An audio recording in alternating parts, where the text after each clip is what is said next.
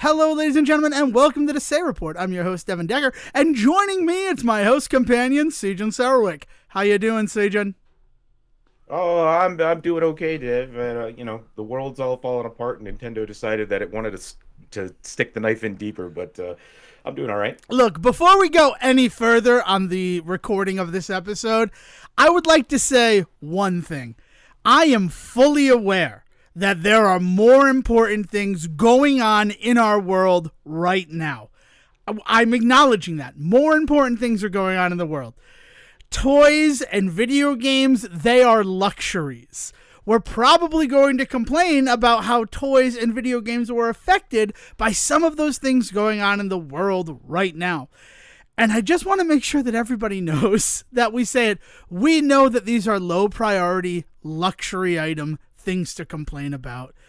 Because, Sejohn, I have to say, the response on Twitter to the tariffs stopping the pre-orders of the Nintendo Switch 2 in America, only in America, as they assess the tariffs, and the number of toy companies that have announced cancellations of predicted low-selling waves of toys because we cannot justify the expense when our main manufacturing and production takes place in China, and with the tariffs, it would cost us $40 per figure before we even sell them to you.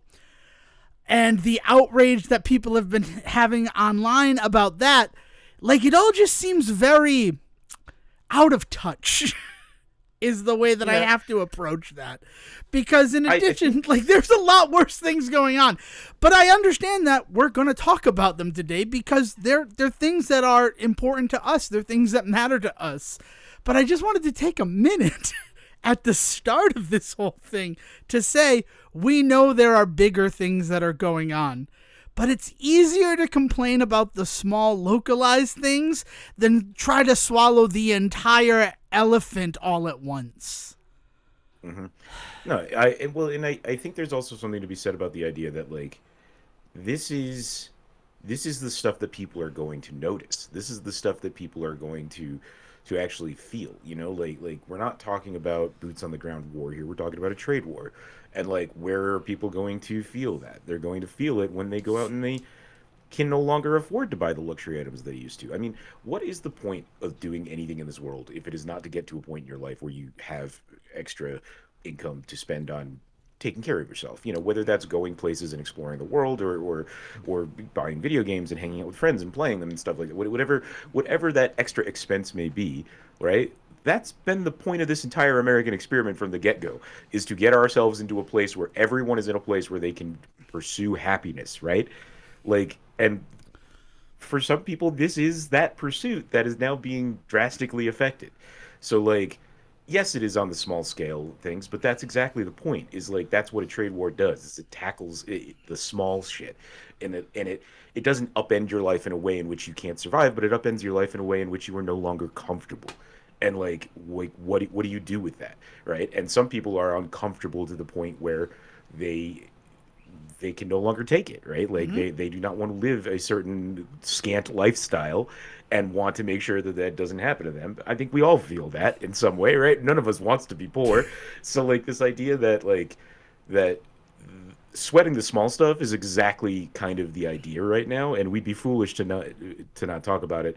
Not least of which because that's also what this show is for. If you want somebody to talk about the, like, major geopolitical effects of the trade war, this ain't it. I mean, we'll toss our hat into the ring. We'll give it a try, but we are not the people that you should be coming to for that. We are toy prices and video games and things like that. Yes, we talk about everything here, and we can talk about the socio-economical, political situation that's going on, but by no means are we extras.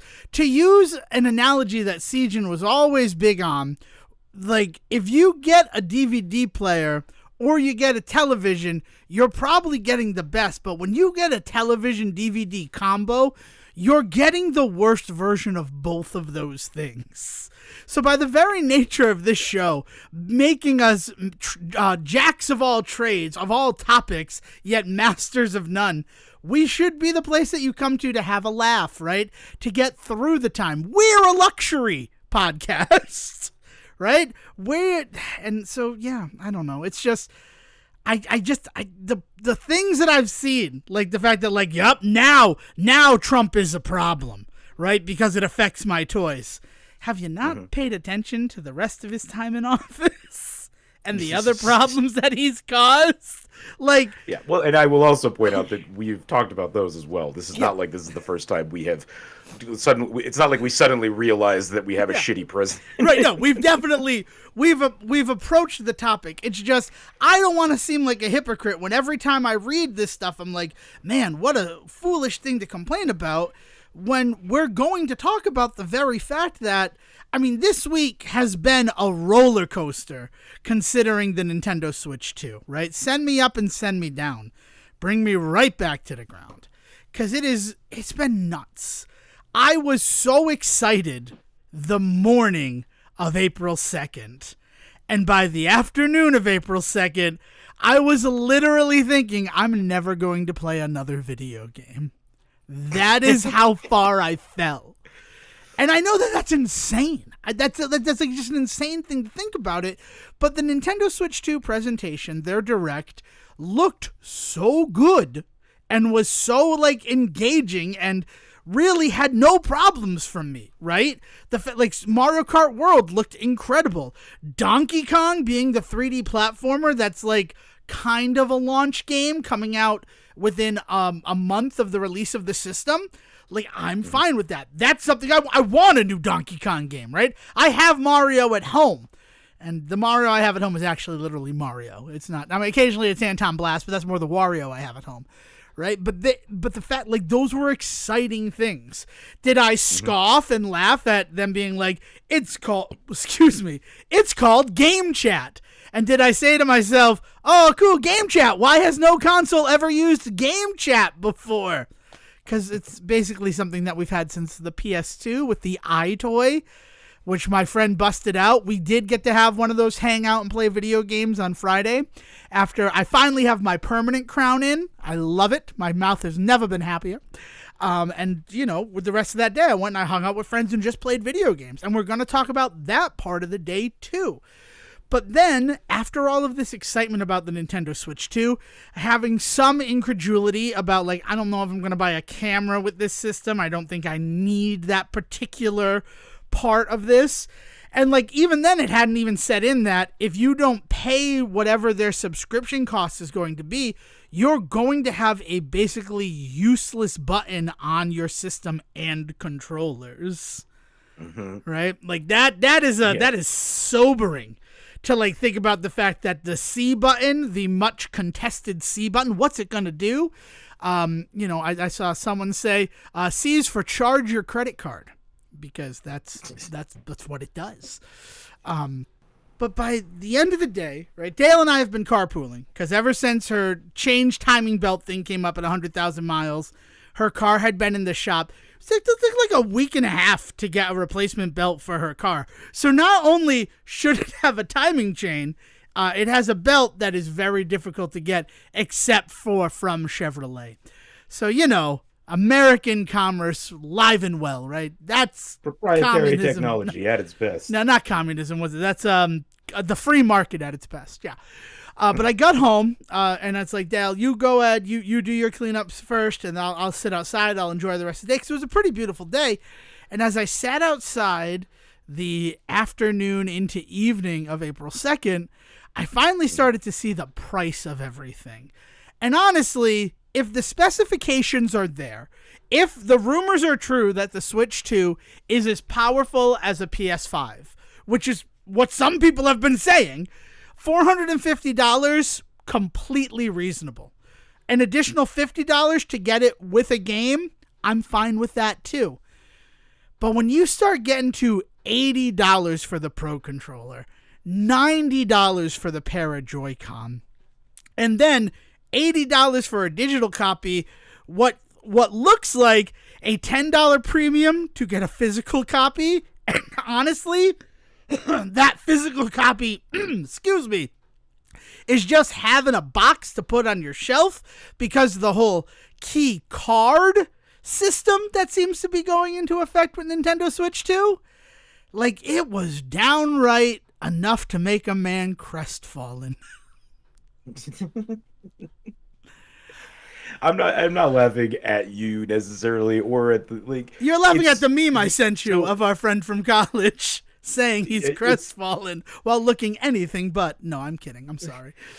but this is a weird conversation, right? So like to address all sides of this, right? This is something that's been coming down the pipe for a long time. Video games hitting the $90 mark is actually, this is not even the first time, right? We have seen games that have dared to sell themselves for so much. We have seen games put out $100 editions, $150 editions, shit like that. So we are not in unknown territory here. But where it's really hitting people is that Nintendo has always done a really good job over the last 20 years, since the 90s. I would even say maybe even Specifically 30 since the years. 90s. I would say since the 90s. Earthbound released for $100. Granted, it came in the Right. oversized box and it came with the And strategy guide. and how long ago was that, buddy? That was 30. Oh my God, was that 30 years Yeah. ago? No! so No! so like we're getting to this point where they had kind of taken the hit, where they decided that they were going to be the ones to be the more accessible brand, right? And that's really worked well for them. This is them eschewing that.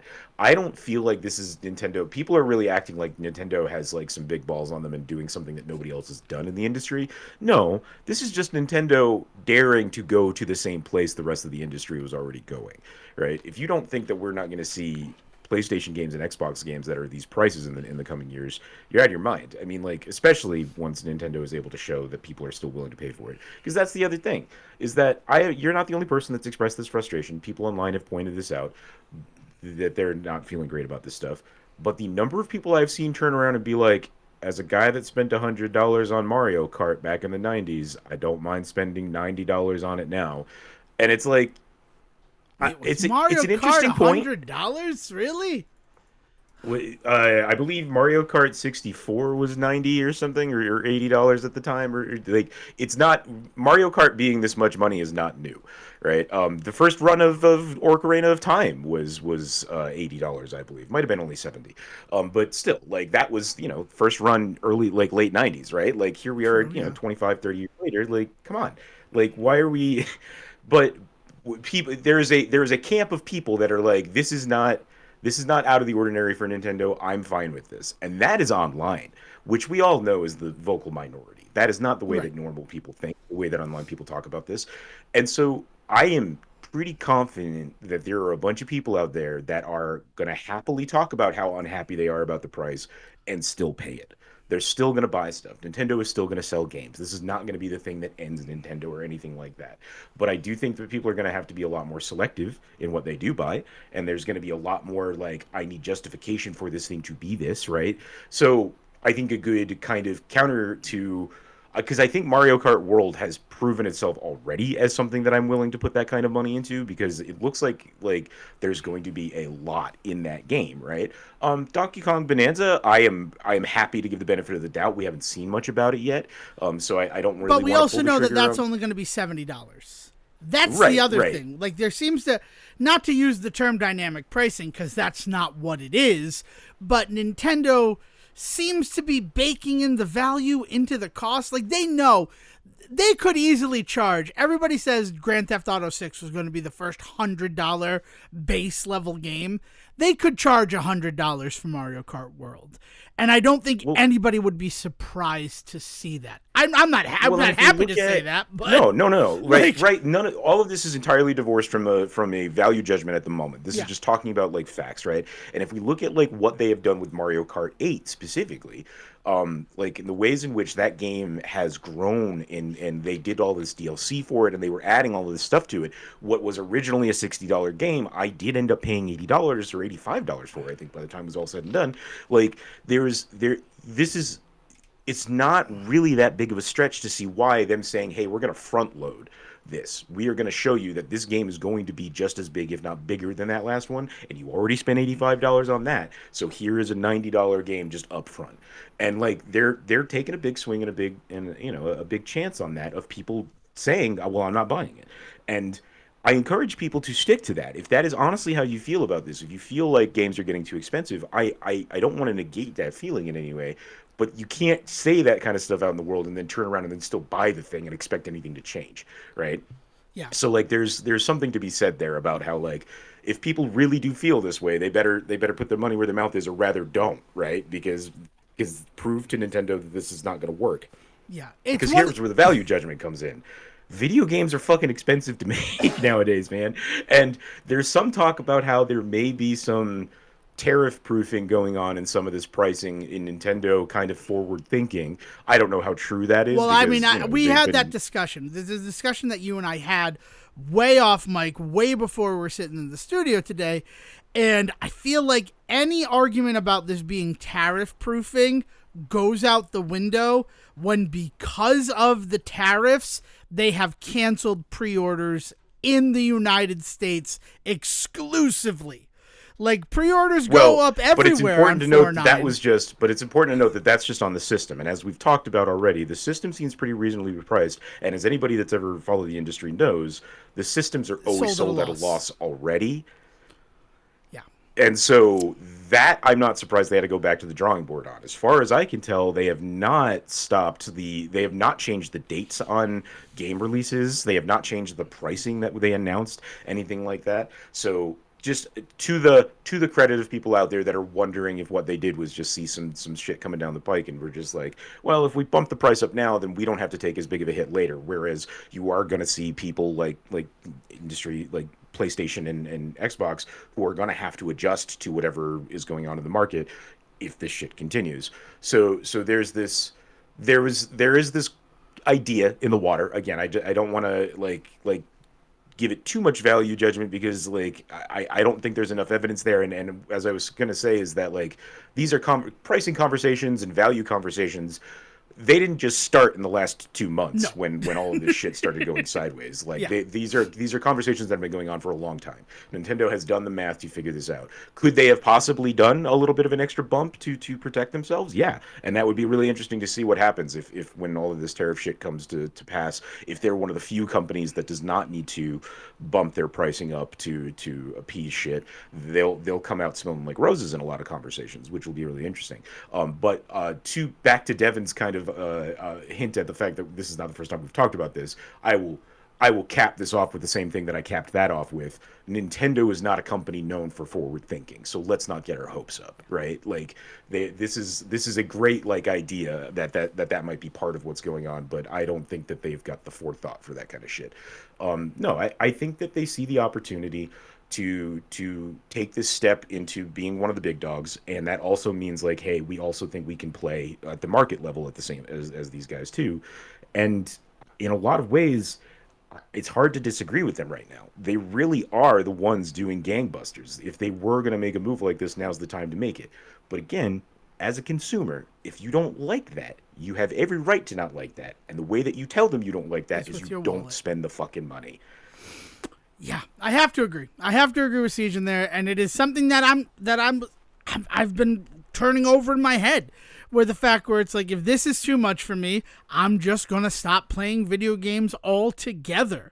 That was a real thought that went through my head, and then afterwards, I'm like, I'm still thinking I'm gonna try to at least get a pre-order in on the Switch 2. That doesn't mean I need to buy in. I'll get more information because literally, I went from 0 to 100 back to 0 and then like down to -50. Like, it was incredible. The whiplash from my feelings this past Wednesday is undescribable. I don't know how to put it into words because the I think elation they're doing a lot I of really felt. smart stuff.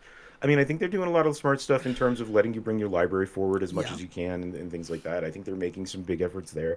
Indie games are not going to be the same price as this. I think Silksong has already come out and been like, the guys that made Hollow Knight and their follow-up Silksong have already come out and been like, we are not going to be one of the $80 games. Do not worry. Like that kind of stuff. So there's also that idea that like, as long as they've got a strong indie market with some lower priced games, you also don't have to buy into the Nintendo ecosystem. If you like the price of the console, and you like the games coming out on it, you just don't like those $90 ones, it's not like you have to buy Mario Kart World, right? Like it's not like you have to buy Bonanza. Like these are not. That's the other side of that is that they did announce these games at these prices, but they've also talked about a ton of other games that are not necessarily going to be at these price marks. And like so, it's not like there's not going to be nothing to play at a cheaper price. So I think that people are definitely right to call out bullshit when they smell it. But where I personally stand on it right now is I'm still pretty gung ho on getting one, and I'm pretty still interested in playing games on it. Like nothing that I have seen has turned me off completely from the system. Have I been turned off by being maybe like a day one buyer of Mario Kart? For sure. Yeah, I'm not going to spend the money on that right now until I know exactly what's in the package. Like to be completely clear on where I'm at. Like I see the justification for that price on a Mario Kart after everything that they did with the last one and the DLCs and all of that we fell in love with. We did frequent follow-ups to like check in on that game whenever there was a drop and stuff. Like, we had a good time with that shit. And so like I'm not saying I'll never pay that price for it, but I want to make sure that game is solid before I do that kind of shit, right? Like I'm not going to be an early adopter of that and be one of the test cases to find out that the $100 Switch game is running like butt on the system. Like no thanks. Yeah, I mean, we have had tree houses on the 3rd and the 4th, so people have gotten to play it, and by all accounts, and again, those are journalists, and who knows what's going on, you might not even really be playing on the Nintendo Switch. It could be some sort of background, like, yeah, we have a huge computer back there that's just streaming to the Switch. That's why it's got to be plugged in. All the other bullshit that could be happening, right? All those things that could be happening. But we have seen that. And the unfortunate thing is what you're saying right there about not wanting to be a day one buyer, like the fact that you can get a base Switch for $450 or you can get the Switch with Mario Kart World as a digital download for $50 more. What they've done is, I mean, whatever a catch-22 is where both situations are good for the person. Right? Because you buy the Switch that comes with the game, I'm saving $30 on the game, right? There's no reason right now, considering the launch game for the Nintendo Switch 2, literally the pack-in game, the Super Mario Brothers, the Super Mario World, I do not remember. Did Super Mario 64 come out with the Nintendo 64? I know it wasn't packed in. They stopped doing packing games at Super Nintendo. And, like, actually, a president said, we don't ever want to give a game away with our systems. They're too valuable to give them away for free, which is why y'all better pray at the altar of Reggie Fils-Aimé for that. Wii Sports, you know? Because he's the one. He's the reason we got Wii Sports, because he's like, but people need to have something that comes with this system that shows them why you're okay with just spending the money you spent on a Nintendo Wii. And Wii Sports is the reason why the Wii was so successful. But then GameCube, the two games that came with GameCube on release were Luigi's Mansion and Smash Brothers Melee. Right? Smash Brothers Melee was the launch game for GameCube. And then Luigi's Mansion was the Mario game. And then, with the Wii, it was Legend of Zelda Twilight Princess. But really, Wii Sports is the one. And that was free with it. For the Wii U, it was New Super Mario Brothers U. Oh, okay, right? And I guess, sort of Nintendo Land, right? For the Switch, it was Breath of the Wild. And then we got the Mario game later on. The game that they are saying, this is what we know will sell systems, is a Mario Kart. And that's incredible. It truly is incredible. But the fact that they're willing to take the hit of $30 so you can get it with the game, because what other games are going to be available on release date that are Nintendo Switch 2 exclusives? We don't know anything about that yet, right? Mm-hmm. So everything else is ports or third-party stuff. The game you're going to want, the game, you're buying the system, you've got to buy a game for the system. You could either spend $530 or you could spend $500. But there's only going to be a finite amount of systems that come with a free digital download of Mario Kart World. So there's going to be a couple of people in this world, and by a couple I mean by like probably like million, 2 million, like a good amount of people who are going to be able to get a Switch 2 with the Switch 2 killer game.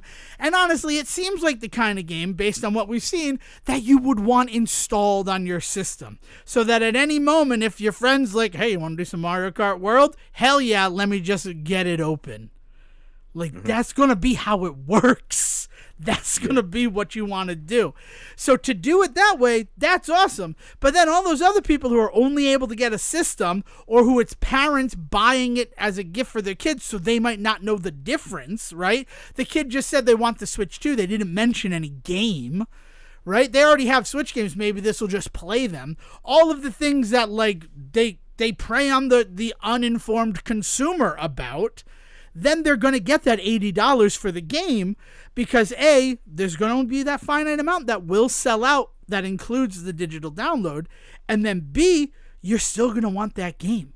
Like, they've set up this perfect storm for themselves of profitability.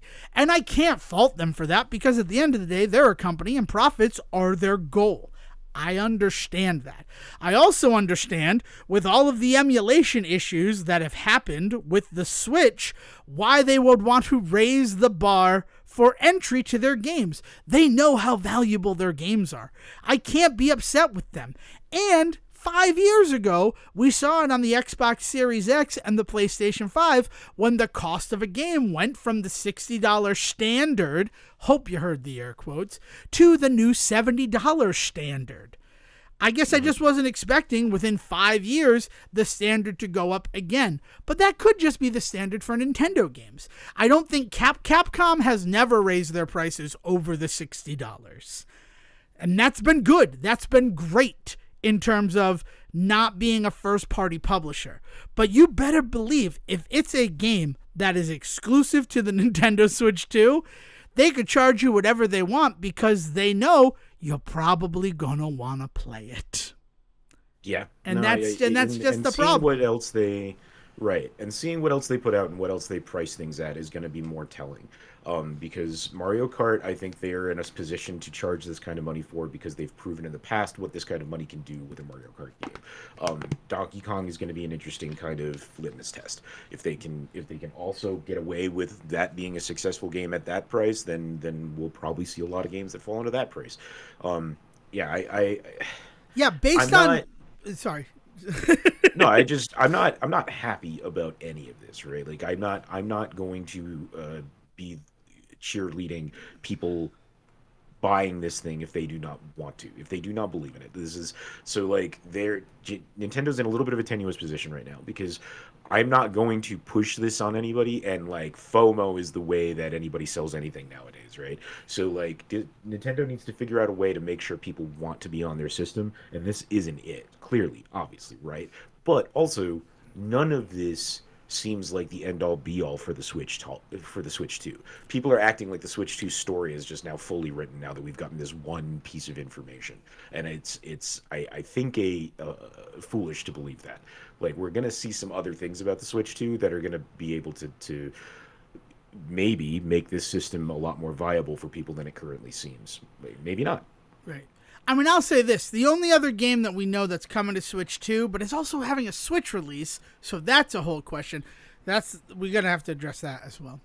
But, sorry, I'm going everywhere here. But, like, Metroid Prime 4 Beyond, I don't think that they, as much as people want to play a new Metroid Prime game, where they left us after the third game, I don't think people are like clamoring for a new Metroid Prime, except for the hardcore Nintendo fans. And even that, the hardcore Metroid fans. So I don't think they could get away with $80 on that. I don't think if that game's $80, I don't think it's going to work out. Now, if it's $80 for a copy for your Nintendo Switch and the upgrade to use it on the Nintendo Switch 2, there's a different discussion. And that's what I was talking about where we need to discuss this. How much do you think they're going to charge to upgrade games from the Switch version to the Switch 2 version? Because I have to imagine that you're ready for Breath of the Wild and Tears of the Kingdom. Right. Right? Like, What I mean, what's the standard on PlayStation? It's Is it free. $5 or $10? A lot of the time it's free. A lot of the Yeah. time it's you already bought the game and now we're going to let you do it. I think the only time I've ever seen and that's because there were no PlayStation 5s available. So they didn't want people to not be able to buy it since all they had was a PS4, but then be punished by having to purchase it again once it came out on PS5. This literally just came out when I came up while I was hanging out with my friends on Friday, because Snow Brothers Wonderland came out. It's the first 3D Snow Brothers. We've played through half of the game. We're planning on finishing it up, and then I will give you my full thoughts on Snow Brothers Wonderland. It's on sale on PlayStation 5, which is the only reason that we bought it. But when you buy it for, I think it's $16 right now, you also get a copy of the PS4 version, which is larger than the PS5 version. And so we're talking about, is it just how they're able to compact the data? Is there more in the PS4 version? These are discussions we're having. And then the question is, why did I get both versions?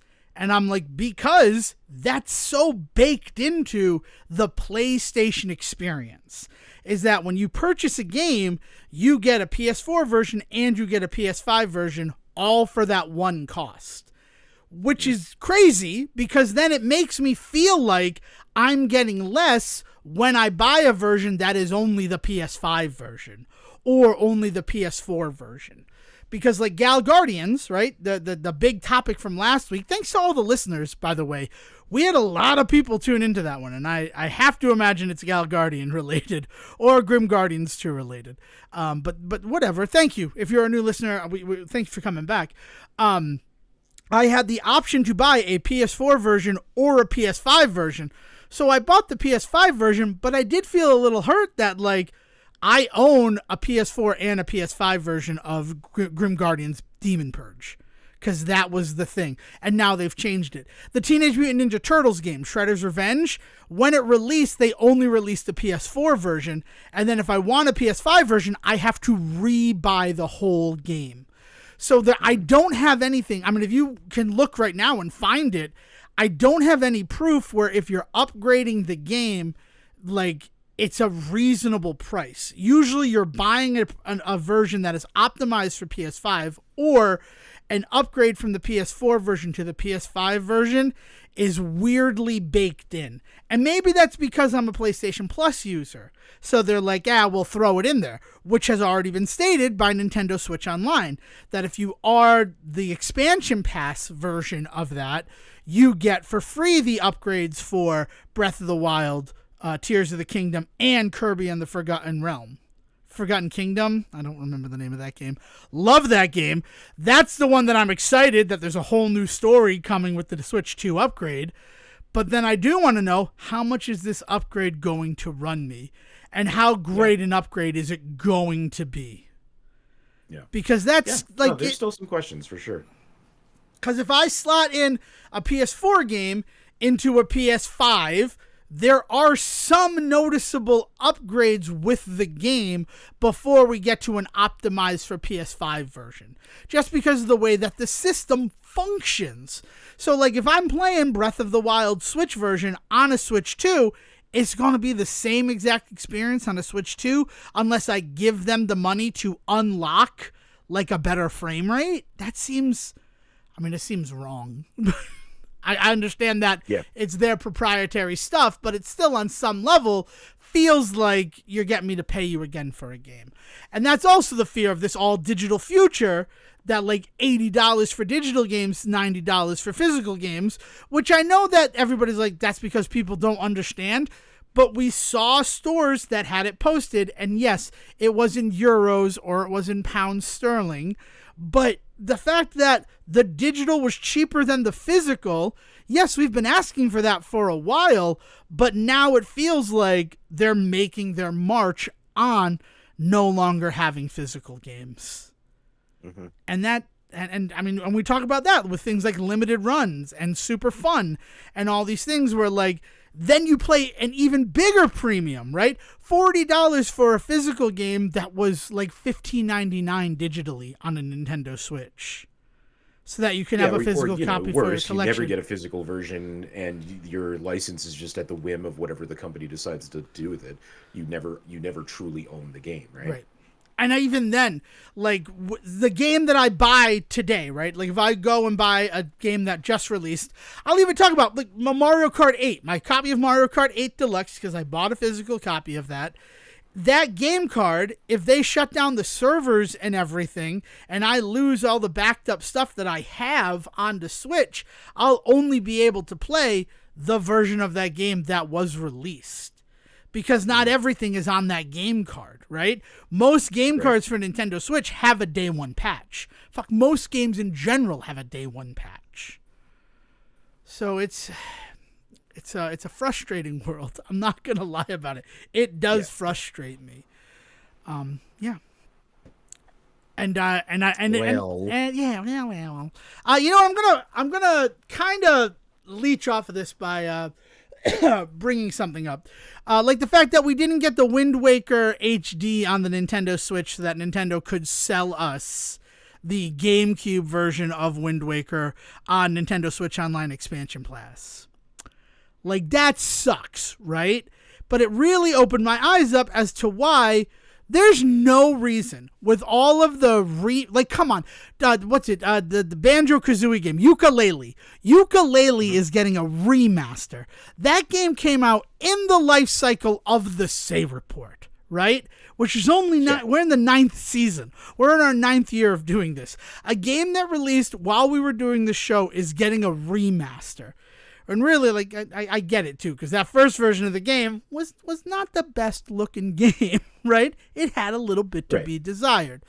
But there's no reason That's rough edges that needed to be shorn off. Right? Yeah. Crash Bandicoot's games have all been redone. Spyro's games all redone. Why haven't we gotten a full-on, like, remaster, made better version of Super Mario 64? Like, it doesn't make any sense until you realize, because Nintendo can still make money selling access to Super Mario 64. Super Mario All-Stars, right? Super Mario 3D All-Stars, the game that had a limited release. You cannot purchase it anymore. And physical copies go for upwards of $200 because it's a game that Nintendo released that is no longer available. Like, even that version of Super Mario 64 still looked the same.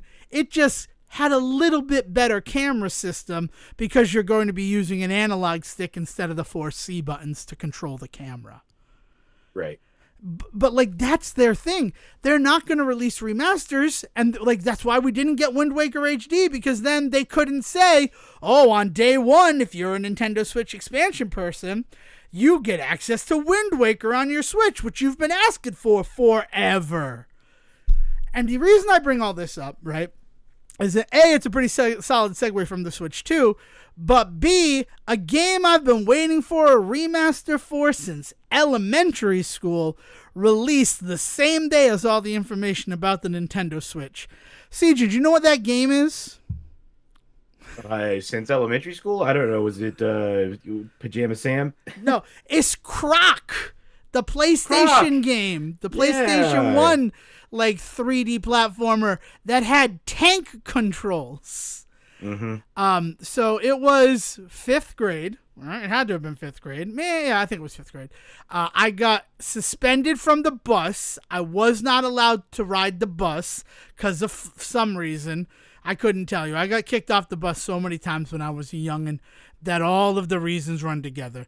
It could have been because I was singing songs that upset the bus driver. It could have been for fighting. Either way, I could not ride the bus. So for 1 week, I became a walker. Now, I don't know if you know where my elementary school is from my house. It's not a short walk to do that. But I hung out with all the other walker kids, all the other kids who walked to school every day, despite the fact that we were 11 years old, the day walkers. And during that time, I became friendly with a boy who owned Croc and made it sound like the coolest fucking video game ever. Fun story, I ran into him like 20 years later at a Doug Loves Movies taping, and that was weird. That was like a weird sort of, oh yeah, no, Jason's gonna go back all the way to elementary school. Well, Croc is weird because it's also had a weird second life in shitty 2D platformers. Right. Yeah, but you're talking specifically about the PlayStation 1 Croc Legend of the Gobos. Goblins? And then it has a sequel too, Gobos. G-O-B-B-O-S. And I wanted to play it so badly, but I didn't have a PlayStation at the time. At the time, I had a Nintendo 64. And then when it came time that I got a PlayStation, like I was playing RPGs and stuff. I really wasn't interested in something like Croc. Also, I probably would have hated it because it was tank controls, and I have never been a big fan of tank controls. I'm just going to be honest about that. Mm-hmm. Right. So, the fact that Croc was getting a remaster 30 years later with upgraded controls, I was very excited about it. And even though I'm like, I don't think I'm going to play video games anymore, my brief time spent with Snow Brothers Wonderland made me realize that some games are still worth giving a shot. So I downloaded Croc. I've only played through to the first boss, but I'm loving it. It is not as grand as Jason made it sound in 5th grade. However, it is still a solid game with good exploration, and it has brought up that thought in my head as to like Super Mario 64 is having a bit of a renaissance online right now. Are you familiar with Iron Mario 64? This No. ROM hack of it? No. So basically it is the hardest version of Super Mario 64 that you could play. No caps. If you touch a shell, you die. And what's it? Every level has a green demon added to it. Are you familiar with the green demon when it comes to Super Mario 64? So this is basically just like Kaizo Mario 64. But it's not as difficult as Kaizo Mario because the levels are still the same basic layout. And what you have to think of, so all of the levels are rearranged in the castle. And there's like a fixed where you still need keys to go to the top floor and the bottom floor. So that means you like have thing, or there's an unfixed where anything is open from the beginning. So you can go to these things, you don't need to get keys or anything. But the win goal of this, right, sort of like Legend, it's more like Link to the Past randomizer, but then turned up to 11 difficulty. Because the goal is to get 70 stars and then beat Bowser in the sky. That is the ultimate goal of the game still. But if you want to get 120 stars, once you get 100 stars, so I've missed a part. So you go into Bob-omb Battlefield, right? And instead of Bob-omb Battlefield, it is Jolly Roger Bay, the water level, the third course that you approach in the regular game. Okay. There are stars that are available. The 6 stars that are available that are there are still in the level, but they might not require the same sort of solves to get those stars. The stars exist in the world. They have a number over them to show you which star they represent. The green demon of it all, I don't know, the green demon challenge is to find one of those heat-seeking one-ups and get their 8 coin challenge, the red coin challenge, without it touching you. This game, because it's a ROM hack, right? Because they've literally changed the code of the game, that guy is poisonous, so that if it touches you, you die automatically. You die in one hit in Iron Mario 64. And so, like, we find Jolly Roger Bay. You can get as many of the stars that are available of the 7 regular stars that exist in Jolly Roger Bay. The 7th star being the 100 coin star. Say one of them does require you to use a cannon, because cannons are also off limits. If you get into a cannon, you die. Like, that's just how the game is coded. So you've collected 6 of the 7. You leave Jolly Roger Bay.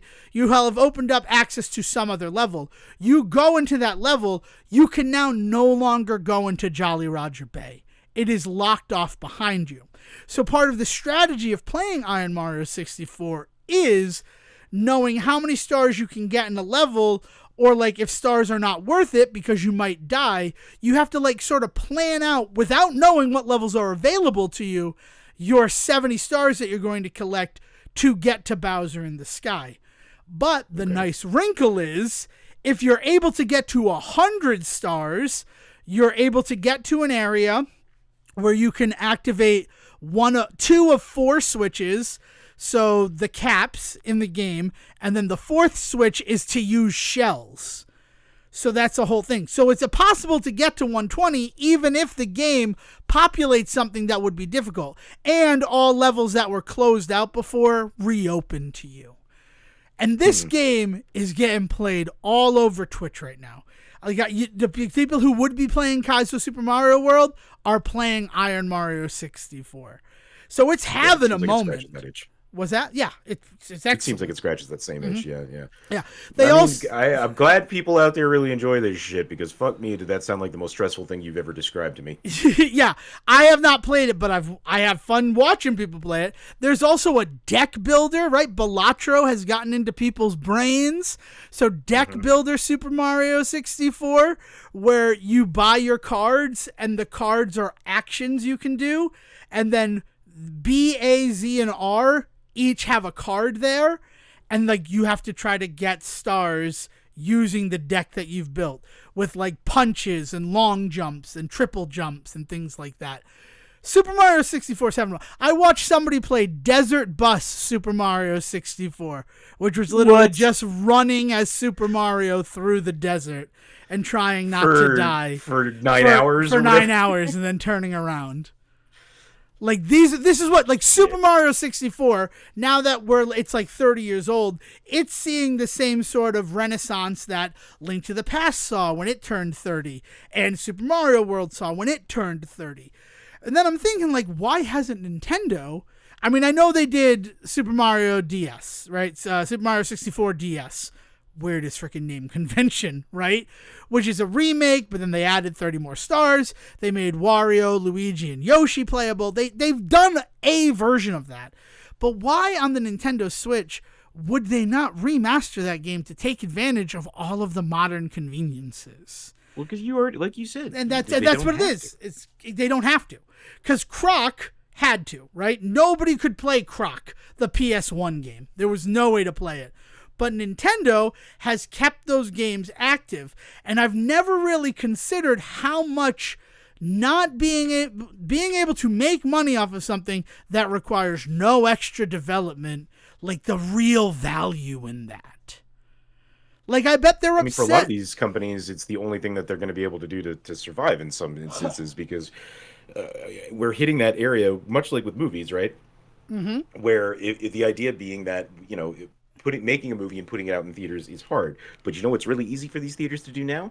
Let's go back and show Back to the Future. Let's show Beauty and the Beast. Let's show an old Disney. Let's show like old 50s movies and stuff. These theaters are learning the same lesson. Let's pay for something that costs nothing to put together, but we can still put out for consumers to take in. And it's the only way that these companies are really kind of surviving right now, because we're seeing the extreme version with movie theaters right now. But like, movies are becoming less and less viable of an option for businesses, right? Yeah. And it kind of sucks. I'm like, just to be completely honest about it, it's not the best that is the situation we're living through right now. But you got to remember the past situations that we were in, which was that this shit would just become lost media.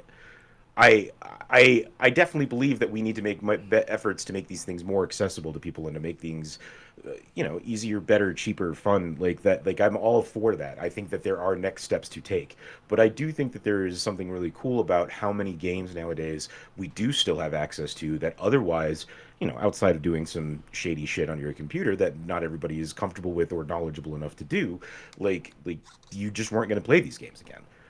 They were just never going to be seen again. True. It's true. I mean, yeah, yes. And it's still a questionable thing, and I don't doubt that there will be emulation for the Switch 2 very soon in its life cycle, but that's still, you're doing something technically illegal at that point. And they know that, and they will come after you. So, like, paying $80 for a game, I mean, is your freedom really worth $80 so that you can play Super Mario Kart World?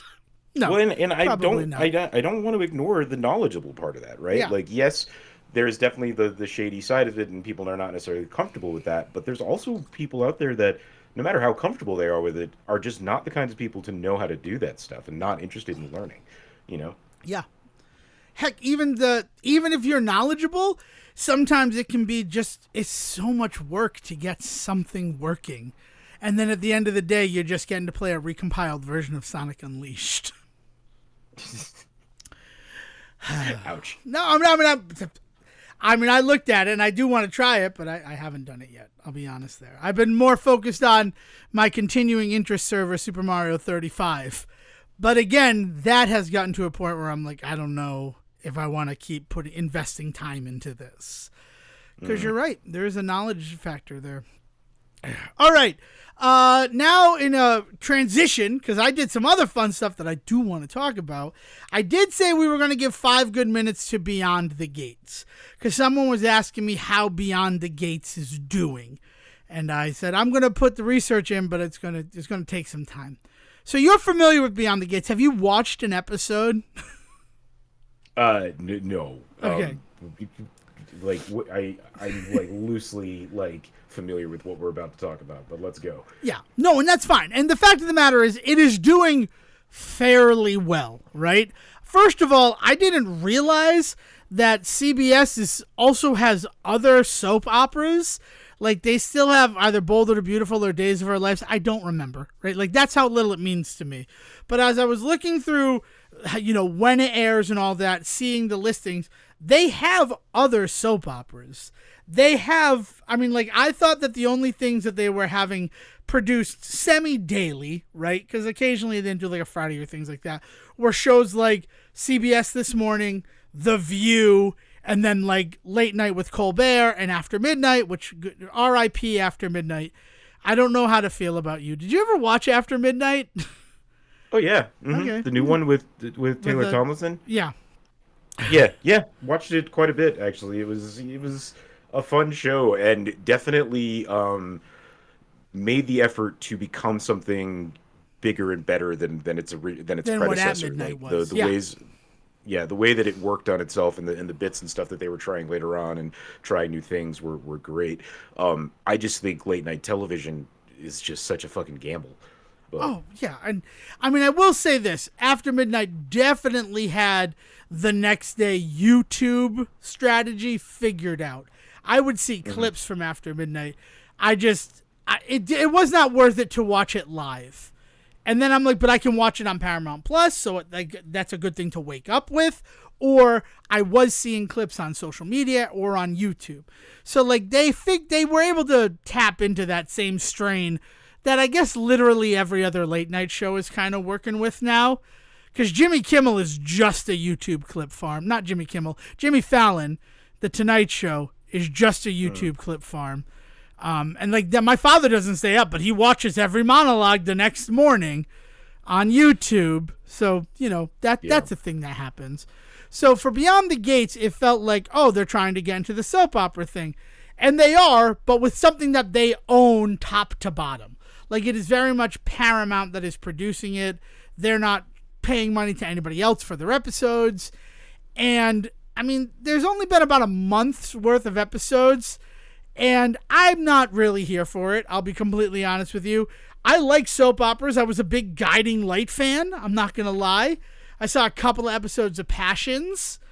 And there are some shows that are like primetime shows that really just kind of ape the soap opera format. So I like it when the shit gets weird. So Passions was a good one for that, but really back in the day, Dark Shadows, Oh yeah, Dark Shadows was excellent. You can buy all 10,000 all like 1,000 episodes on 400 discs.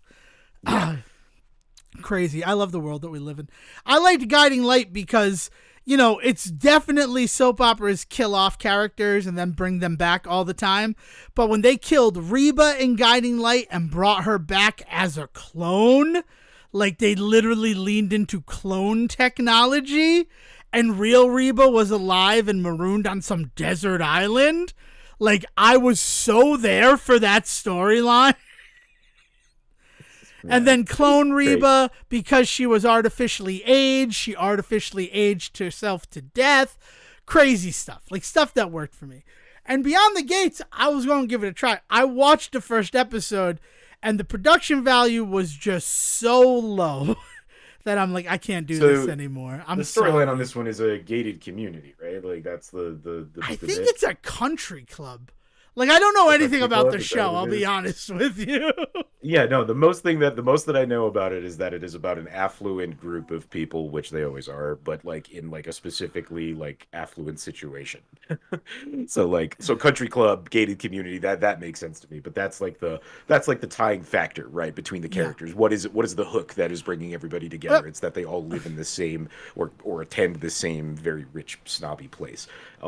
Let's modify the elevator pitch to the Google pitch. A powerful and prestigious family reigns over a posh gated community with juicy secrets and scandals waiting to be uncovered.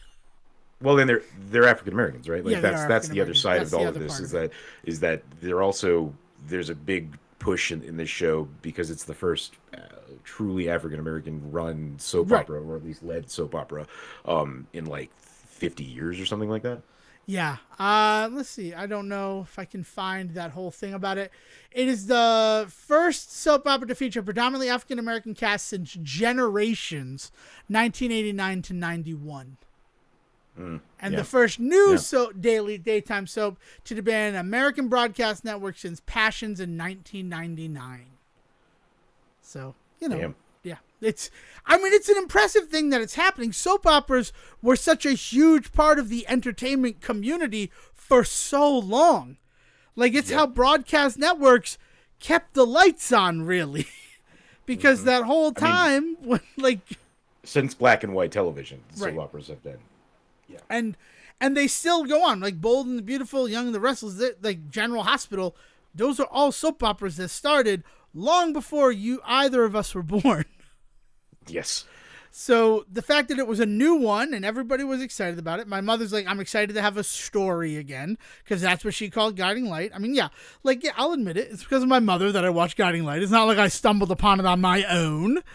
But yeah, like it's a thing, and it is doing really well. It is getting more viewers than The View. The 3-day bump from people who watch it on to streaming or who have Paramount Plus just to watch it streaming. By all accounts, this little experiment, and that's what they're calling it, has been very successful. And that's good. I'm happy to say that. And I hope that the person who asked me about it finds this episode, but I'll also contact them and let them know I've completed my thing. And with everything that they're doing, they are finding success. And that makes me happy, right? Like, you want media to succeed, especially as we're talking about video games resting on re-releases and movie theaters resting on re-showing old movies rather than doing new movies. It's nice to know that Beyond the Gates is succeeding. And there you go. Yeah. TV's not afraid to get weird right now. I mean, that's for sure. Right. And speaking of TV right now, we're recapping Suits LA. If it's a one and done, then that's all we'll say. But if it gets renewed, we're gonna keep on doing it. It Suits LA on the Say Report. Time to recap this week's episodes of Suits LA, Sejohn. Season 1, Episode 6, entitled Dester. What do you think Dester stands for? Let's get a little bit of conjecture. Is it a pun on Dexter? Were they defending a serial killer? I mean, they're defending Lester, played by Kevin Weissman. It's Simon, the deceased's nickname for him. And the significance in this episode is that a crazy, never-known witness who saw everything happen came forward, and she heard someone say before a gunshot went off, "I'm going to kill you dead, sir." But really what he was saying was, "I'm going to kill you, Dester." Suits LA. I kind of hate you, but I also love you altogether. So last episode, Lester admitted that he killed his partner. We open up on episode 6 with him doing a confessional to Kevin, the investigator, of what really happened. And he tells him, we both reached for the gun. He was going to shoot me. I wrestled it towards him. And when I saw it was facing him, realizing that it was his life or mine, I squeezed the trigger and he was dead. So by all accounts, it was going to be self-defense. He had confronted Simon about the stolen money. He did not know about the affair that Simon was having with his wife, so that did not come up. But when he said, I know about the money you've stolen, and I've begun to pay the business back, he said, that's it, I'm tired of you, I'm going to kill you, Dexter. And that's when he fought for his life. But the problem is, while Stewart, remember Stewart, he's kind of got a Philip Seymour Hoffman thing going on, was originally going to argue self-defense. Once Ted took over the case and had him plead not guilty, you can't really change your plea mid-trial.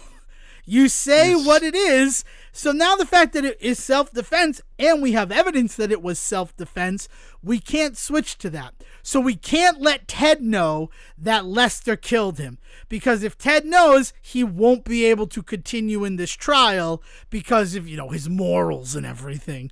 His oh so powerful morals, which are called into question maybe every single week on the show. Perhaps maybe that even being the plot of this show, but yeah. Mm-hmm. Yeah, his morals perhaps, yeah, exactly.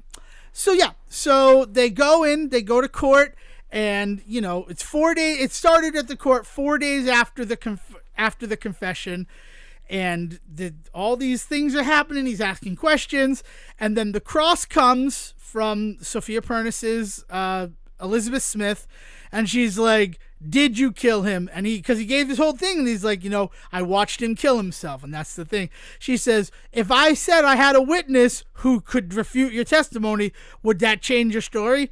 No. Well, I have a witness. So then the witness comes out, and she tells the whole, I'm going to kill you dead, sir. So now it looks like Lester lied on the stand, and everybody's all upset about it. Especially Ted, who's like, why the fuck didn't you tell me? And then Kevin's going to be like, well, I didn't tell you because I asked him not to tell you because I thought it would throw you off.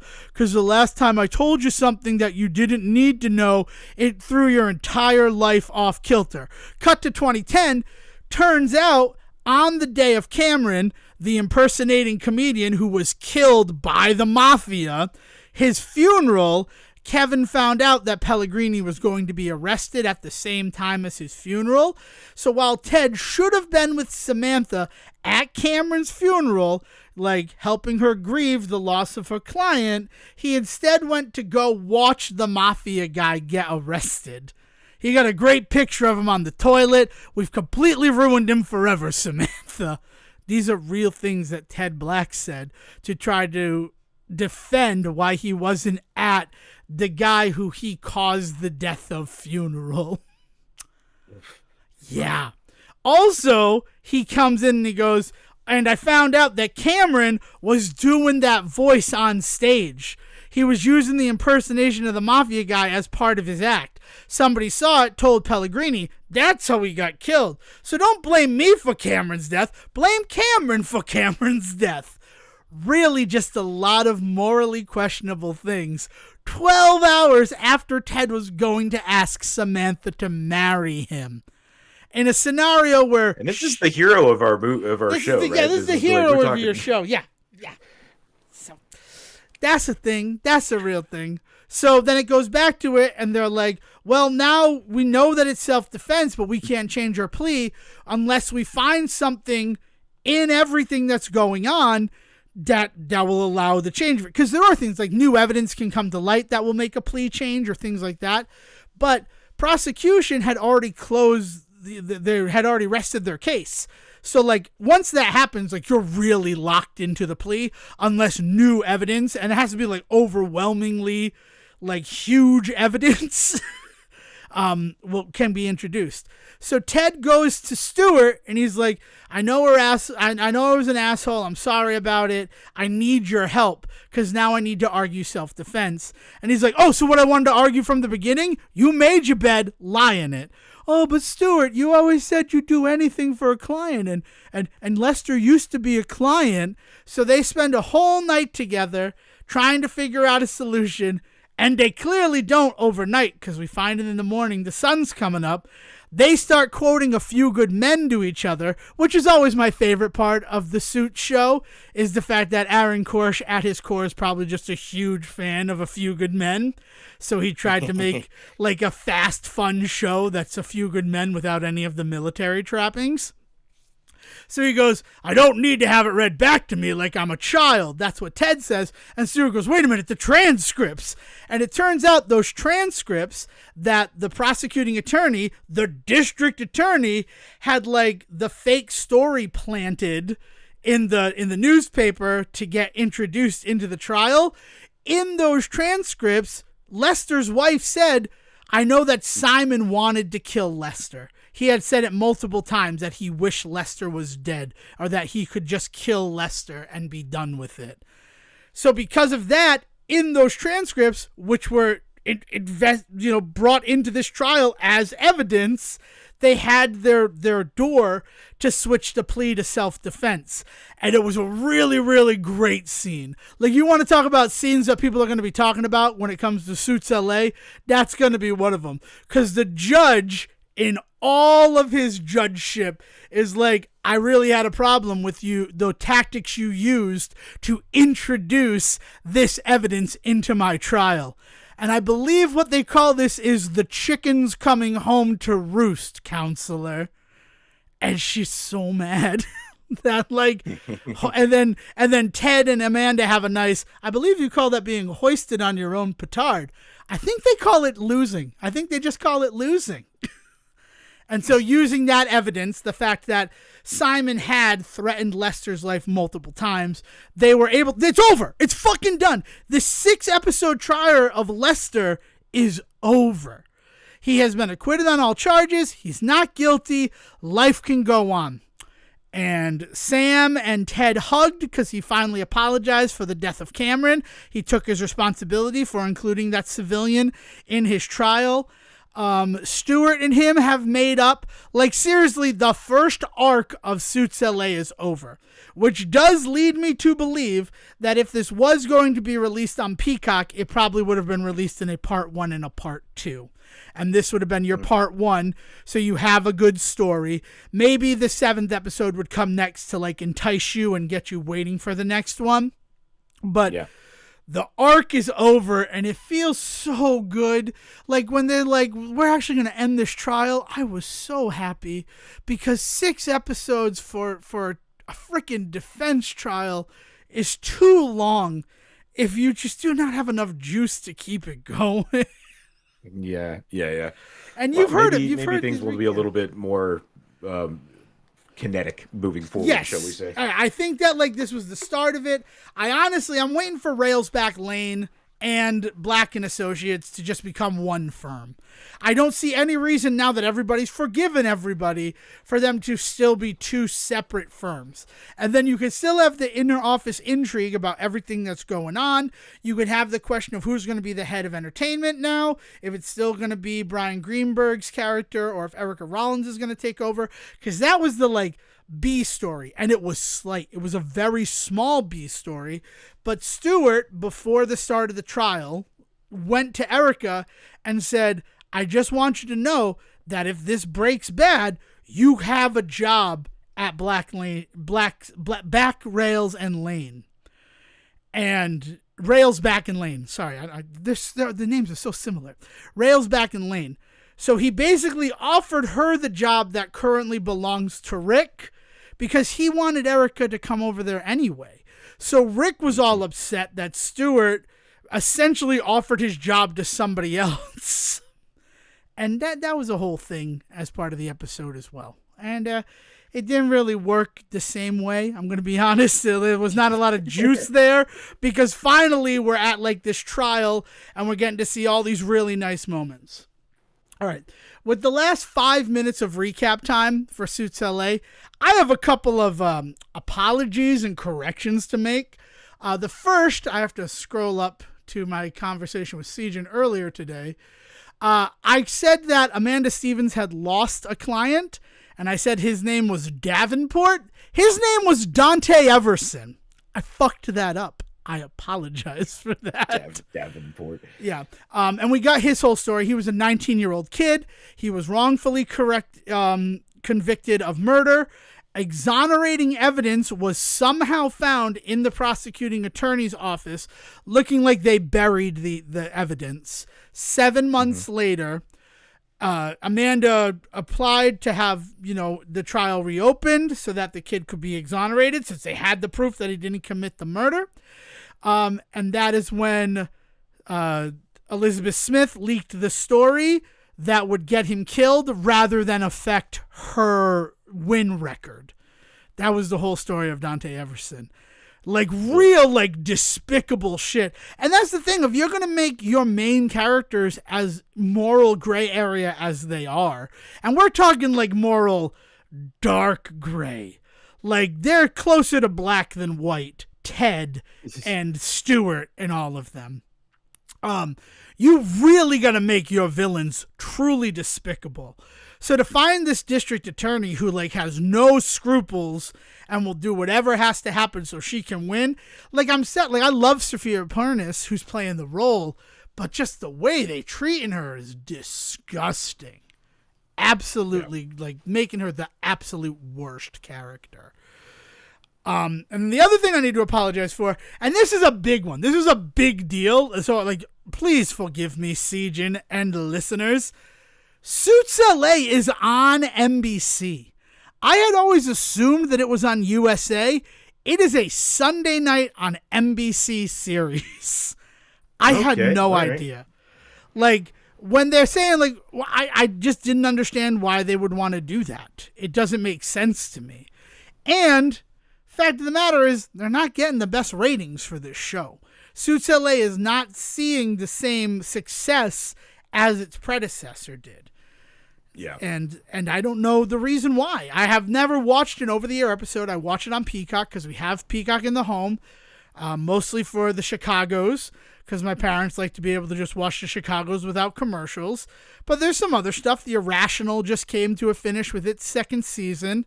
And after a very weird season of The Irrational, the last 2 episodes were excellent. The 17th episode of season 2, Alec Mercer, Jesse L. Martin's character, had to go undercover in a production of Little Shop of Horrors as the Plant. He did not bring his Broadway chops with him until the very last song. It's impressive when you see people acting badly when they are... No, I think he's won a Tony, right? He's at least been nominated for one.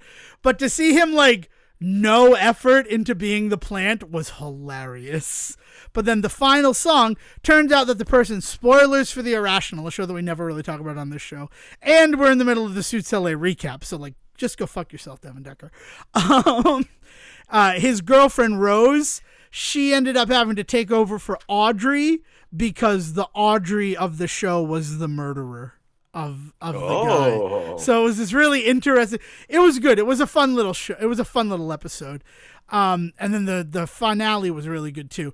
I don't know if The Irrational is coming back. That's the reason we're talking about The Irrational right now. Because it's also still on NBC. But Suits LA, the Lester trial is over. I almost said the Lester Holt trial, but that is not his name. Everything looks like it's on hunky-dory. I wonder what new wrinkle they're going to add in with the 7th episode. But that, my friends, is a story for next time. Sejohn, I cede my last minute of Suits LA recap to you to talk about whatever you want to talk about.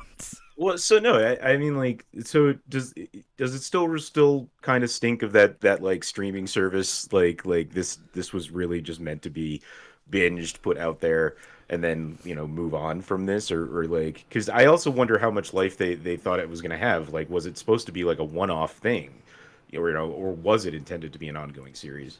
I imagine that it had only been picked up on streaming for 1 season. That said, I do think it does reek of we were going to do a part A and a part B, or a part 1 and a part 2 release, with the fact that there was such a powerfully structured story going on throughout the first 6 episodes with Lester's murder conviction, that the fact that is wrapped up, I feel like that's what you would have gotten and then we'll see you in October for more Suits LA on Peacock.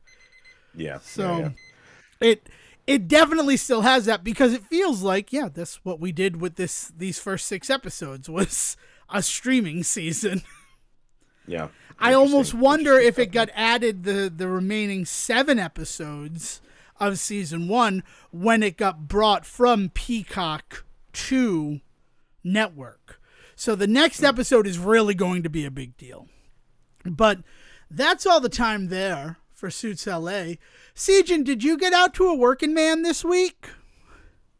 No, I did not get out to the movies at all this week. I was the movie theaters near me are going through some changes, Devon. Oh God. Pricing is just starting to go up a lot around here in a way that I have not seen in a while. I've been pretty fortunate in that, a lot of people have talked about the idea of like $15-$16 tickets being the norm, and it still was kind of in like the $10 to $11. I was definitely paying 13 or 14 for like IMAX movies and things like that. So like I've definitely been paying close to that, but had not been the norm. But this week, when I went looking for movie tickets for a couple of different films that I was thinking about seeing this week, because the Minecraft movie also came out this week, and we're going to talk a little bit about the Minecraft movie. Don't worry, Siege. Yeah, no, and I, just want to put my foot down here now, and that like I'm thoroughly interested in seeing that film. But yeah, so I looked into that as well, and ticket prices have been starting to creep around here. So I decided to hold off for this week just to kind of hear the vibes on some of these things. And I'm just, I'm playing the informed consumer this season of the Say Report. I think I'm noticing as we talk about because as I mentioned earlier with like everything going on with the Switch 2 and stuff, I'm not completely writing off like all of this shit. I'm not saying I never am going to go back to the movies or I'm never going to touch the Switch 2, but I am not going to be an early adopter of this stuff right now. I think that I'm hitting that phase where things are starting to become just a little too expensive for me to just like buy in on some stuff. I had not really clocked that until we kind of started putting it all together today. I get that. I do. The only reason that I saw A Working Man is because I was able to get $7 tickets on Tuesday to see it in laser projection. It only has one showing each day in laser projection. And it was luckily right after I got out of work, like enough time to leave work and get to the theater, even picking up Dale in Bristol. So we were able to I was able to pick her up. We had half an hour to kill, so we stopped by a little local bar in order to support. They were doing bartender brackets they have a couple of locations. So it was that one versus like a bartender in Cranston.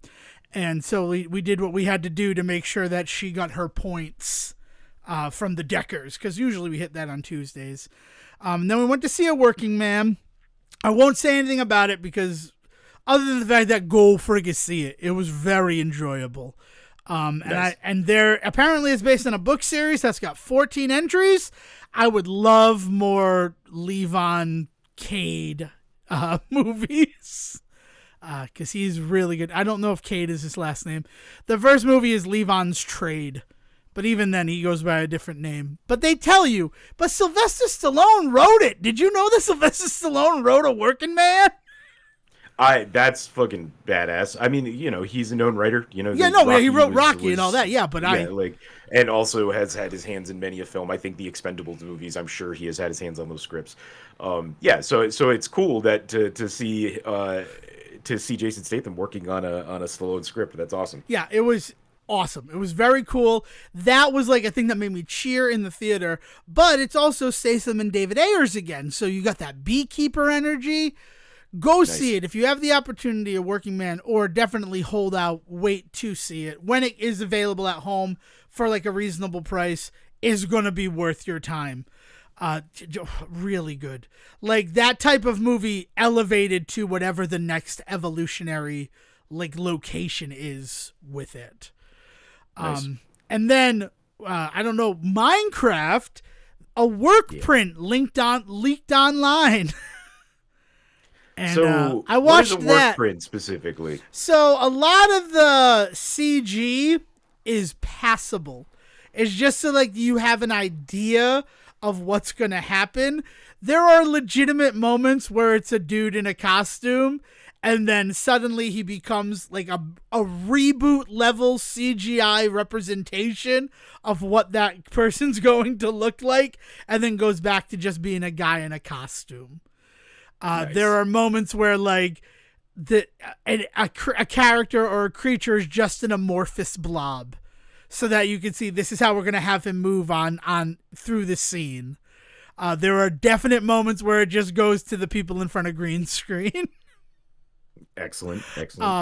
So if you have the opportunity, I mean, definitely see the movie first, because it is not complete. I have not seen the film first, but I have talked with people about the work print who have seen the movie. An after credit scene does not show up in the work print, which makes sense. There are no credits for it. Like, the craziest thing about the work print is that it has like written by TBD, based on a story by TBD. And I'm like, how do they not know who wrote the script for this movie? How is that to be determined? What the fuck? Like, but yeah, it was a trip. I watched it this morning before recording. And it is a trip, and it makes me want to watch the Minecraft movie, seeing the work print of it. I have no connection to Minecraft. I will just admit that right from the start. But watching this version of the movie, I'm like really into it. Like, there are moments where like the villain is just a stationary thing and voices are coming like they're just playing ADR and the mouth is not moving with it or things like that. But it's an engaging story. If I had to compare it to another movie that I love, I think I'd go with the Playmobil movie. Like, it's got real Playmobil movie energy. And granted, you could probably find 100 movies that is reminiscent of, but one very specific part of the Playmobil movie is like the second line spoken. And I'm like, oh, I wasn't expecting that to be part of this movie. Good times. Nice. So it is a good time. It's worth that. But again, like, if prices are going so crazy, I mean, it's probably going to be at home within however many, because it's not getting very good critical reviews. I don't know how it's doing in the box office. Oh, okay. I have been hearing that it's a mixed bag in general, but that it's a delight. Like in terms of quality, it's a little rough in places, but in terms of are you going to have a good time at a movie theater, people seem to be enjoying it. Yeah. But that's probably more anecdotal, I guess. I guess I could say that that's been from more people actually that have seen it in my life than reading things, I guess. But I'm still interested in seeing it. But it's the sticker shock, right? Like, it wasn't necessarily like, oh, I'm not going back to the movie theaters.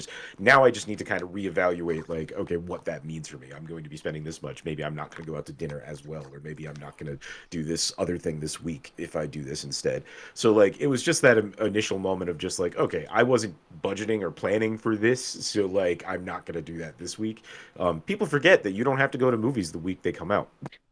Well, it's such a weird thing, because you're not wrong when you say that, but if you don't see them the week they come out, you're probably not going to get to see it in like a premium format. I don't know how it is around you, but I know around us that like that release week is the only week that you're getting premium formats for most films. Sure, like yes. That, if you want to see movies in a certain way, like there's a couple of D-Box theaters out here, and if you want to see the D-Box movie, you have to go and see it that first week because it's always changing. Like, yeah, there's definitely something to be said about that. But I think there's also I think we've talked about this. There is actual factual dynamic pricing out here. For you. Yeah. In that like different theaters are priced differently, different times of the day are priced differently, different movies are priced differently. So there's also much potential for me to see it at a much cheaper price. So I'm not necessarily too worried, right? What is normally a $13 ticket I would see for $7, I wouldn't mind that I was not seeing the laser projection version of it in that case. Yeah, I understand that. It's just one of those situations where, like, as much as, you don't need to see them right when they're in theaters, you also can just wait for them to come home. Like, that's another thing that is a perfectly viable, like, plan. It's I don't know. And they coming home faster and faster. All of that being said, I already have my tickets for The Accountant 2. So, because I'm not missing The Accountant 2. And though I am upset that there is a tax day early access screening that I only just became familiar with as I looked up like what movie prices are around me and like what's in it's got to be Minecraft that's in the laser projection right now, right? Yeah. I would have to imagine, yeah. Yes, it is. It is that, and I kind of want to see it. Let's see. Tuesday is there? I'm really doing this live on the show, and I apologize about that. Yeah, there's like a 715 X Plus. 3D is in like the prime spot that I would usually like to go see it. But I could probably get a $7 laser projection version of that movie to go see. And I might. I got to be completely honest with you. I mean, it's on Rex Manning Day, but who knows? But yeah, it was really good. I was surprised at how enjoyable it was. Yeah. Cool. So I'm happy to say that's what I've been hearing. And again, I guess more anecdotally than like, written criticism out there. But anecdotally, all I've heard is that people just are having a blast with it. Nobody's talking about it like blowing their minds like the Mario movie did or anything like that. But people are having a good time. And I think there is a definite divide of kids that grew up with it versus people that have no connection to it. But it seems like people from both sides of that divide are finding stuff in this movie, which is cool to hear. Yeah, I don't know. We'll have to make it a point to try and see it this week. Now that I know that it's going to cost me probably more like $15 than $10. But yeah. Again, it's one of those things. I think you're right because the critical stuff that I've seen is that like it's a 210, like a 2 out of 10, and that's crazy to me. But I also understand where critics are coming from with that type of stuff. But everybody is saying that in terms of a movie going experience is a 10 out of 10 because you have those kids who are so fucking excited to see. Yeah. This game adapted, right? Like just like we were when Super Mario Brothers came out, right? The difference being that we got the Super Mario Brothers movie, which I know you and I love, but there are plenty of people who like, I was so mad when I saw that movie. And I'm like, I'm sorry. I really enjoyed it. I still enjoy it. But I get where you're coming from. And it is, yeah. People cheering. My favorite thing is I saw criticism online of like they knew how to build stuff in Minecraft too quickly.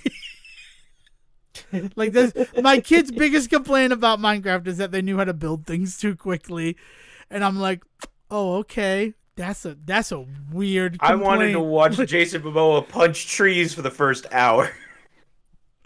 Yeah, I mean but even then, I'll wait till you see it, but. The person who's able to build as well as they are, there's like a narrative reason why. It's narratively important that they can do so. Nice. Yeah, it's like, it makes sense that he would, this is something that he kind of did in the real world. Like, it'd be like if Ted Mosby showed up in Minecraft and then suddenly he builds a tower. You wouldn't be like, how did the architect know how to build a tower? You'd be like, oh, well, he's an architect. Of course he knows how to build a tower. Yeah. So that was fun. I don't really know if I have anything else. I think I touched on everything. Like, I want to finish Snow Brothers before I share that with you. I have a little bit of a complaint. You know what? Let's wrap this one up in complaining about video games. But what do you have? Anything else that you want to talk about? Nothing huge. Been diving back into the indie bunch. I think I mentioned last week that I had picked up what did I pick up last week? Hero. That I was talking about. Backpack Hero. I grabbed a couple of other ones this week. I've been so Ballionaire, which is a big one on Twitch right now for a lot of people, and YouTube videos because it's a silly little bumper game, ball drop game that you can add bumpers and different bumpers do different things and you gain more points, and the idea is that you're trying to make money in order to pay tribute to these like gods. It's very silly. The biggest thing about it is its art style is pretty stellar. It's not Cuphead, but you'd be forgiven if you kind of like lumped them into the same vein. It's that kind of bubbly art, but it's very, very over the top and silly in some of its stuff that's there. They've got everything from dump trucks to rainbows in that style. It's very, very cool. But But that one is just kind of more of like a dip in, dip out. Like I play that one for a little bit. If I lose, I'm gone. The one that has got me like fucking hooked at the moment, no pun intended, is this one called Dungeon Crawler. Have you heard about this? No, I thought you were going to talk about the dog with a grappling hook game. Dungeon Clawer sounds awesome. Clawler. Claw. Clawler. Okay. Gotcha. So it is a dungeon crawler. It is a claw? roguelite in essence, but it is a claw game. The idea is that you have claw game physics to pick up defense, pick up weapons, pick up additional items and things like that. And depending on what you pick up, depends on what you do, right? And you can pick up more than one thing at once. I actually had a really good run going this morning because I had gotten a couple of magnets into my machine, which would let me pick up like tons of stuff at once, which was really cool. But there's different types of claws you can gather. There's different types of upgrades you can do. So I mentioned one of my big complaints about diving into Backpack Hero was that there was so much so fast that I didn't feel like I was getting any kind of like introduction to it. What's really interesting is that this game is in a lot of the same ways really similar. There's a few characters that you can do up front, but there are some that are still locked behind things, and there's some mechanics that they don't outright explain. But like the second you know how to use them, they're available to you at all times. It's a matter of just kind of because like there's like some physics to the claw, and if you're really thinking about it, like the ways that some of the upgrades work and the ways in which you might want to swing the claw a bit before you drop it, so that it actually comes in at something at a particular angle, so it can actually grab it, like that kind of stuff that you just kind of slowly pick up on. So while it had a lot of the same stuff going on when I first got into Backpack Hero, I was like, oh my god, there's some things here like menu wise. It led me by the hand just enough towards just starting the game that I did not feel that overwhelming attitude. It was really kind of an interesting moment because I was worried when I first started the game up it was going to be another one of those instances. But I've actually gotten so into it now. But yeah, it's called Dungeon Crawler. It's also got a really cool art style. Specifically the cutscenes. There's some opening stuff and some mid stuff that I've seen so far that is all faux claymation. I know it's not real claymation. It's definitely CGI. But they do things like put thumbprints in the clay and stuff like that. It's really cool. Nice. That sounds awesome. That one, you've piqued my interest. I'm not going to lie to you. But you are also the person, I'm looking at my cookie chef that you won me from a claw machine. My cookie monster that's always in the studio as my surrogate Sejohn. And you're much better at claw games than me. So I don't know how much mileage I would have with it, but that sounds It's fun. a very forgiving game. It is a really forgiving game. I have not been able to complete a run in it, saying as I talk about it being forgiving, but I have always gotten really far and felt really powerful and always kind of hit that moment. Balatro is really good at this too. When you fail in Balatro, you can pretty much clock exactly why you failed. It may be bad RNG, but you can kind of point to if I had just had this Joker or that Joker. Clawler is the same way. Dungeon Crawler is the same way. If like I get to a point where I suddenly lose, it's like, oh, but that's because I was going for this type of build where like I was actually gaining a lot of gold and spending that on upgrades and stuff, but I didn't have enough of this type of thing in the machine in order to win. You feel like you learn why when you lose, which I think is really important. An important aspect to losing in video games is that as long as you feel like as a player you are learning something and gaining knowledge, which will help you more next time, then losing never feels as bad, right? And so like it's what makes From Software games work as well as they do, is that people really feel like when they lose they know why and they know what they need to do next time to be better. And it's really good at that too. Yeah, tough but fair gaming is the best kind of gaming. I will be right there with you on that. Which does remind me, since you've evoked From Software, I now have two beans in my hands, Sejohn. Do you grab the bean of video game complaints or the bean of Dusk Blood? Oh, I was going to say, let's talk about some Dusk Blood. I'm actually super interested in talking about it. Yeah, I was super excited about Dusk Blood till I found it's an 8v8 PvPvE game.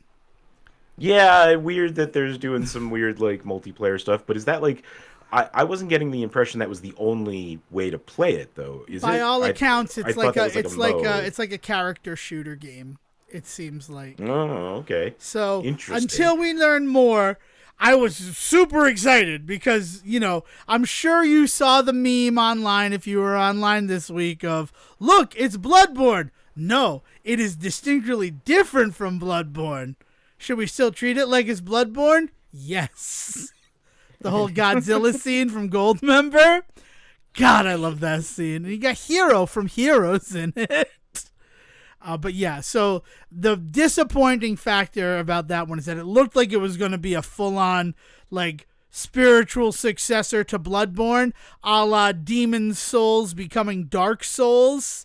But it does look like it's just going to be a PvP game. Hopefully that's wrong. Indeed. Hopefully that's incorrect. But again, we've had the Treehouse stuff, and it had a little bit of a feature in it, and it just looked like it was player versus player. And a little bit of versus environment, because there's going to be other things in the world. But at the end of the day, mostly not looking like the Bloodborne 2 we all thought when we first saw it in the Nintendo Direct. However, better than the 6 seconds of Silk Song that everybody has been talking about. I'm still curious about Dustblood, because From Software is weird enough that we don't know everything yet. Right. So they could be the first guys who do a PvP game where you're also working towards some sort of goal every match. Like, PvP, I've found, but then there's always a big boss that drops in. Yeah, or PvP. Which is like, yeah. I'm talking like PvP, but like you're looking for keys to make the arena larger, and as you make the arena larger, you find things that you have to defeat to like keep that part open all the time. So then, like, we can't fight each other. We need to fight this guy. Now you're just designing a better game than we're ever going to get. Yeah, I know. I'm sorry. I'll stop. That's the other thing. And the other thing I want to complain about, and this is a small thing, but it's where I think looping this Begun the Trade War Has episode of the Say Report, realized just like one of the steps backwards with PS5 that I had not come up against yet. Do you want to venture a guess at what I'm talking about? No, what are you, as I'm sitting here looking at my PS5, worried that you're about to tell me something. What? If you're moving save files from multiple PS5, so you're not ever going to have to deal with this, Sejohn, congratulations. Unless you get another one, but I don't think that, it doesn't seem like your ecosystem, right? It's very much the ecosystem in the Decker household, the PS5. PS4 games, you could still copy over your save data onto a USB drive, put it into another system, and load it up. PS5, it is now locked behind a PlayStation Plus subscription. You have to use the cloud. And it was not something I ever considered, because it was always so user-friendly, the PlayStation, with your ability to back up your save games to like a USB stick if you needed to do something. And I was surprised, because with Gal Guardians, even though like we're pretty much past it at this point as Dale and Devon, she's like, I still kind of want to put my save game onto my PlayStation, because we played it on the one that's in the studio so that we could stream it. And I'm like, yeah, no problem. So I pop in a USB drive, I go to move it over. You can't move over PS5 stuff to USB. So I ended up having to get PlayStation Plus on her account in order to upload her cloud and have her download it. And it's something I didn't mention last week because it hadn't happened yet. But like, as we're talking about all of the issues with the Nintendo Switch 2, it kind of felt like a nice time to remind everybody that all the game companies are doing things that feel a little anti-consumer, pro-profit. Oh yeah. I mean, and you gotta just kind of decide where you want to spend the money, and I hope people are being smart about that and willing to stick to certain beliefs, because this shit doesn't change if we all just keep buying in. But also, as Devon pointed out at the beginning of this, the world's going to shit right now, and sometimes you need to just kind of turn to something like this, to just video games, movies, books, television, to escape. And like that is a healthy way to live your life, I think. Yeah. The philosophy of pursuing happiness is really something that we've been embracing since January 20th, 2025. And who knows? Who knows how things are going to finally work out. We're in the middle of it now, and they've come for the things that people care about, because those are the things that make them happy in the otherwise soul-crushing aspects of their lives. So we're gonna be here. We're gonna be talking about it. But yeah, we know that there are bigger, more important things going on. We're just trying to eat the elephant one bite at a time instead of shoving the whole thing in our mouths and choking on it. That said, if you've enjoyed the conversation and you want to keep it going, we have a Discord. It is the Say Report Discord. Invitations to it are available wherever we are on social media, which is currently Facebook and X, formerly Twitter, as of this recording. If you do not want to join via social media because you're not on social media, you can send an email to thesayreport@gmail.com and we can facilitate you with an invitation to join our Discord as well. And if you're somebody who doesn't even understand Discord and just wants to correspond with us, sending an email to thesayreport@gmail.com is also an option. And if it is for me, Devon Decker, or him, Sejohn Sarwick, just make sure you put our first names into the subject line, and then all of your personal thoughts for whichever Say Reporter you're trying to correspond with will only go to them. That said, anything else, Sejohn? Anything else that you want to add, or let's send this one over to Will, who is recovering? Let's go to Will. Alrighty. Thanks so much for listening, everybody. William, please bring us home. Thank you for listening to the Say Report with your host Devon Decker and Sejohn Sarwick. Please follow the guys on Twitter and Facebook by searching for The Say Report, and you can always subscribe on your podcast channel so this is delivered straight to you and you can enjoy it every week. With apologies to your mother, we'll see you next time.